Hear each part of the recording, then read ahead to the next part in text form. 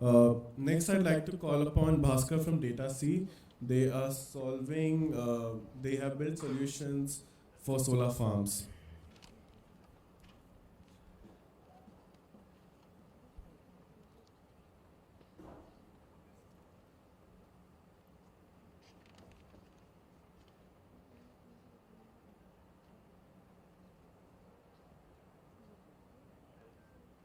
Hi everyone.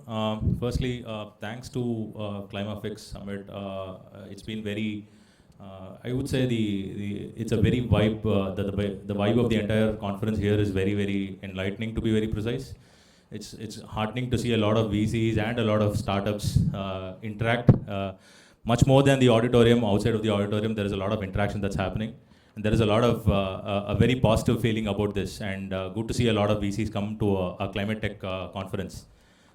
So introducing us, I run Datasee.ai. We are a geospatial image analytics platform, primarily offering solutions for large-scale infrastructure assets. So I'll quickly run through what is that we do. So any infrastructure asset, especially solar PV, wind assets that need a lot of geospatial asset management, we provide a platform that consumes a lot of drone-based image data and satellite image data for the entire asset lifecycle, starting from a pre-construction stage to moving on to construction and then post-construction O&M as well. We primarily largely fall under the big data space of technology. We use a lot of image data to process information, and then with geospatial insights, provide them with inputs on how to monitor assets, and typically helping them in cost savings and time savings, and also improving on asset performance. The workflow is fairly simple. It's a lot of data acquisition that's coming in from drones, and then process the data into a AI engine. The AI engine starts running through the algorithms and then push the data back into a web-based platform where people can consume this data. So I'll give you the pitfall, what's currently happening in the industry, and where we are kind of bridging the gap with a simple geospatial asset platform. If you look at large enterprise industries, there are multiple departments, organizations within an industry, where the pre-bid teams or the engineering teams which bid for large-scale solar PV projects, they need engineering information to bid for projects.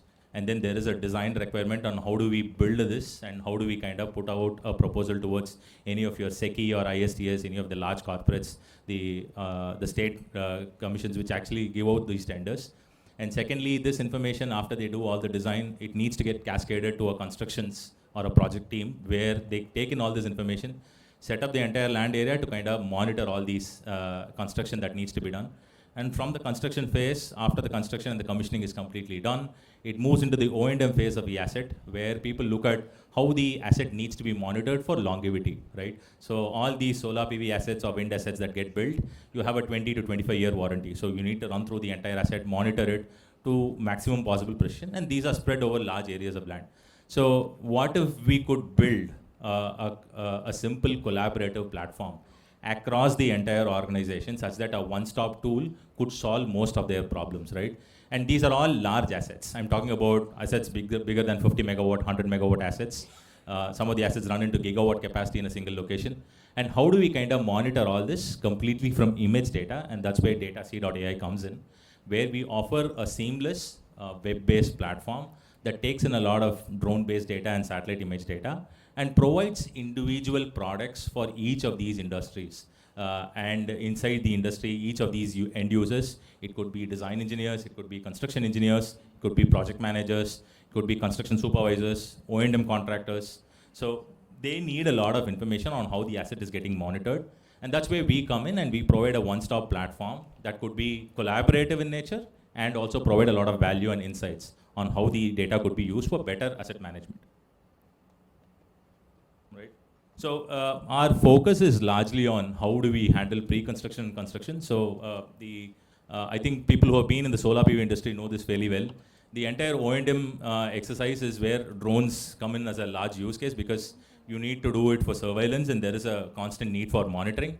But the problem comes with O&M is you have a very small budget that's spanned over a 20-year period. So that's too small for you to target.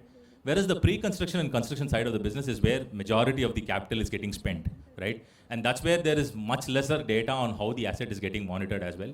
And that's why our focus is fairly simple. It's economically driven. You have a very large TAM. You have a very large budget that's being allocated for pre-construction and construction of assets. And how can we use a data-driven platform that's helpful for industries to save a lot on costs and time, such that we could identify pitfalls in construction. So if you speak to any solar PV developer, they will not finish their project on time. They run into litigation issues, they run into delayed commissioning issues, they run into LD issues.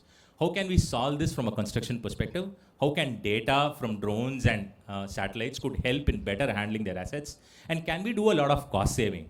And can we do a lot of rework avoiding by just plain data itself? And that's where we come in. So far, we have a whole bunch of products out across the entire life cycle, starting from pre-construction, as I told you. We do a lot of work in Middle East, we do a lot of work in Europe and in the US as well. And our product portfolio, we have 6 products right now, and it's a very data-driven platform. So I've just shown you some screenshots of how our platform looks.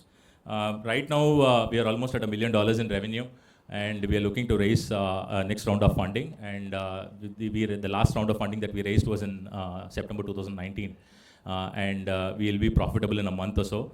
And yeah, that's where we stand right now. So, right, that's it from me. Thank you so much. Thanks. Thank you so much, Bhaskar. That was very crisp.